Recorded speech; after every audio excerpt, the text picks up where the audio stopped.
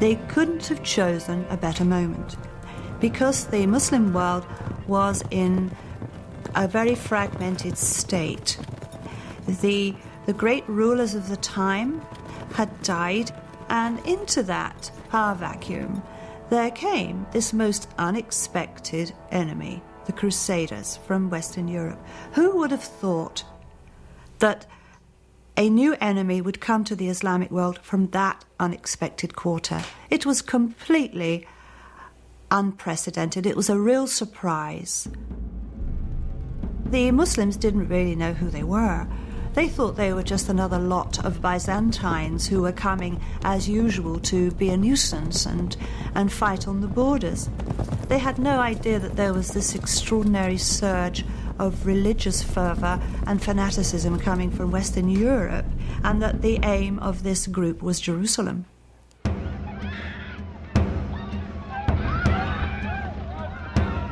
History is haunted by days of incomprehensible horror. Few are darker than July 15th, 1099, when the Crusaders entered Jerusalem.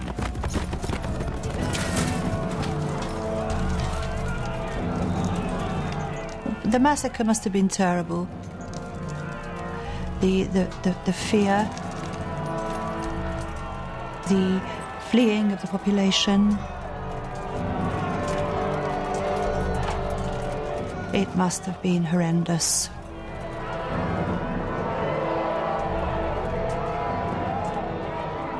From a letter to the Pope from the Crusaders.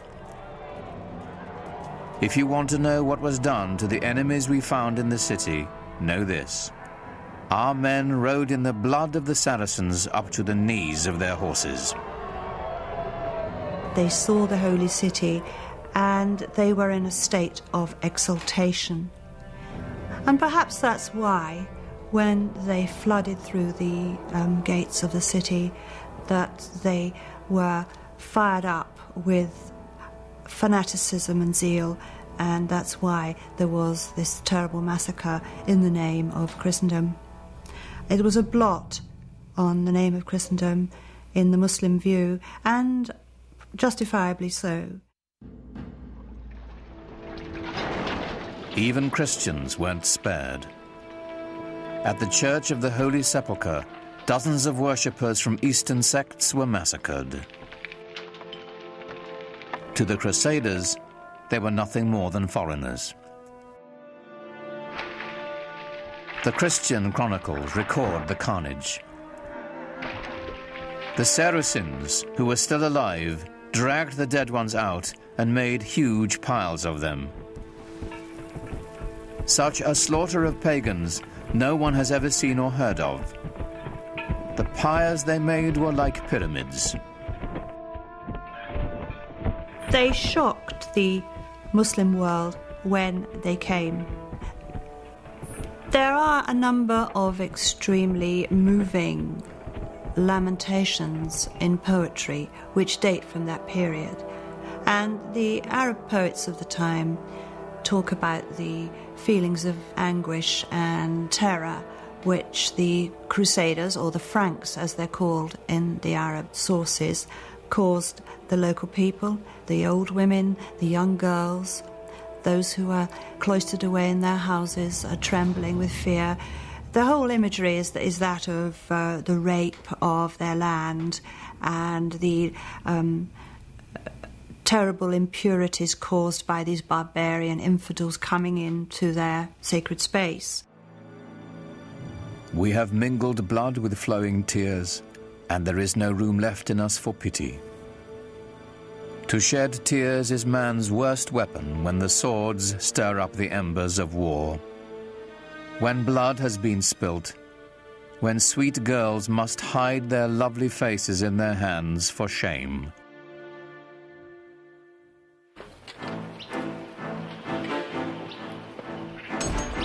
The First Crusade was over. Of the 100,000 men who began the campaign, most would eventually return to Europe, having had only a glimpse of Muslim life. The job of occupying Jerusalem and the surrounding countryside fell to the 20,000 who remained, indefinitely.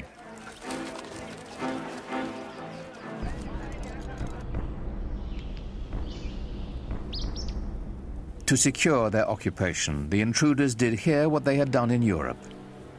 They built castles.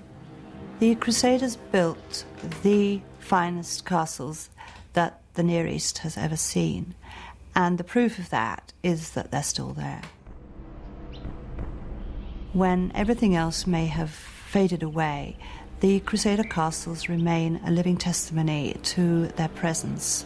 And Crac des Chevaliers in Syria is the Crusader castle over them all.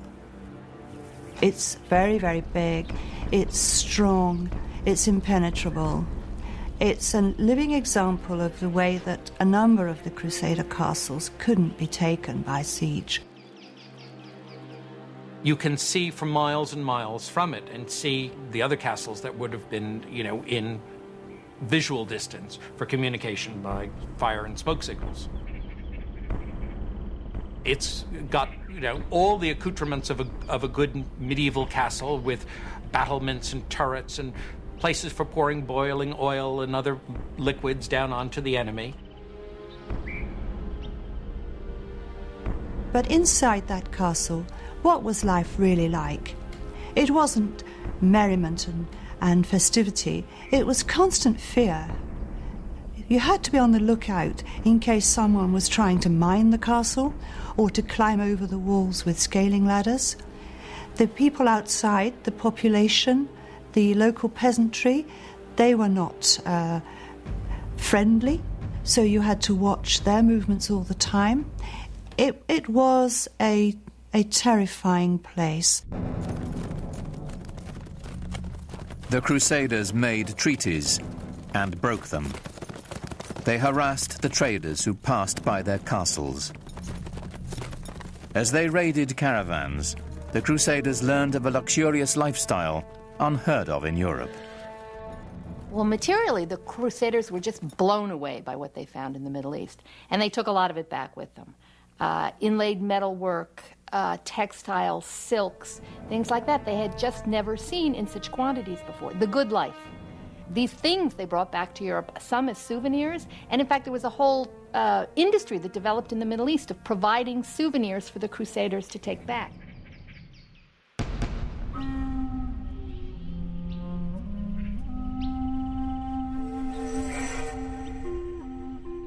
It is perhaps a Western bias to imagine the Crusaders were a decisive force in world events, devastating to the Islamic culture and trade.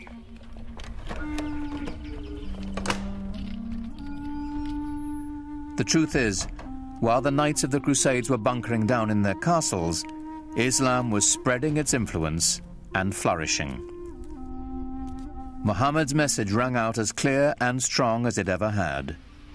Allahu Akbar! Allahu Akbar! Ashhadu an la... Mosques were now on every horizon. They welcomed traders. They housed schools and hospitals. Through Islamic architecture, literature and music, a vibrant culture was emerging in celebration of a singular faith. أعوذ بالله من الشيطان الرجيم بسم الله الرحمن الرحيم إنا أنزلناه في ليلة القدر وما أدراك ما ليلة القدر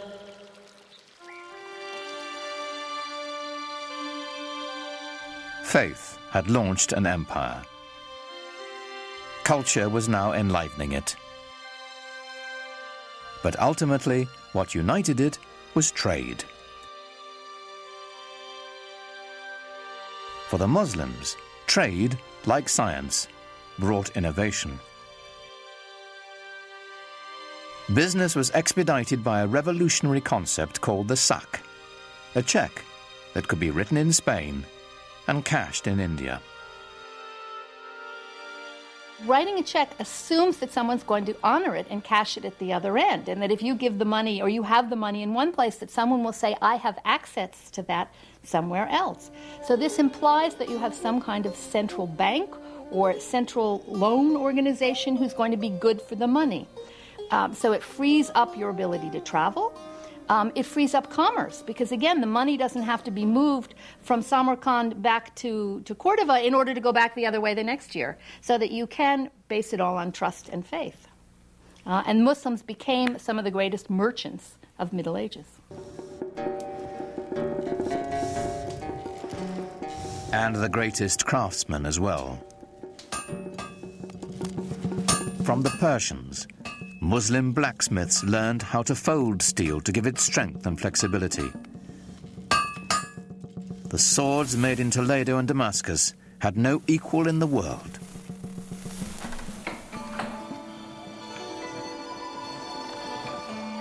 But the economic backbone of Islam's expanding wealth was textiles. The demand for the products of Muslim looms was enormous, for cashmere, cotton and silk. Textiles were simply the gas and steel industry of medieval times, because you have to think of textiles not only as growing the plants, but making all the dyes, and it was the dyes that were particularly expensive and imported the farthest. And then you need all the fixtures and mordants and equipment for looms, and then you need to transport these textiles. So collectively, the industry of making and transporting textiles was the mainstay of the economy.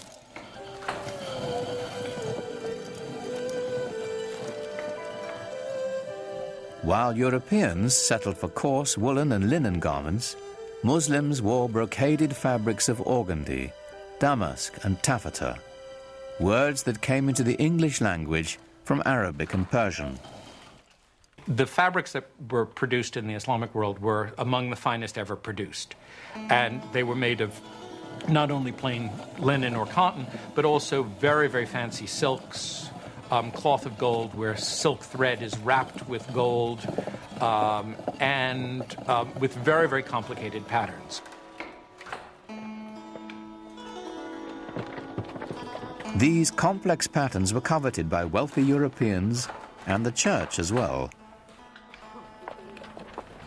When the Christians needed a cloth worthy of wrapping the bones of their saints, the choice was obvious.